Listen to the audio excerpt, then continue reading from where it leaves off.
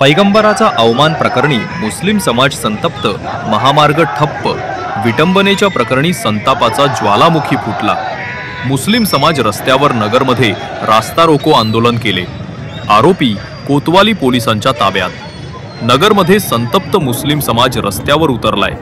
नगर संभाजी महामार्गावर संतप्त मुस्लिम समाजाकडून रास्ता रोको आंदोलन करण्यात आले होते। पैगंबर मोहम्मद यांच्या नावाची विटंबना झाल्या प्रकरणी समाजामध्ये तीव्र संताप व्यक्त होत आहे। या प्रकरणी कोतवाली पोलीस ठाण्यात गुन्हा दाखल करण्यात आला असून पोलिसांनी एक संशयित आरोपीला ताब्यात घेतलाय।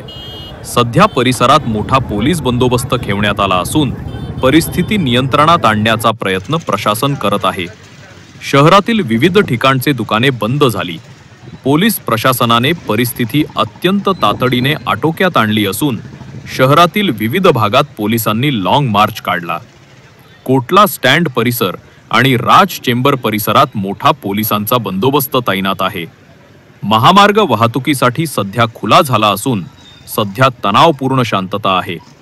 कोणीही अफवांवर विश्वास ठेवू नये असे आवाहन पोलीस प्रशासनाने केले आहे।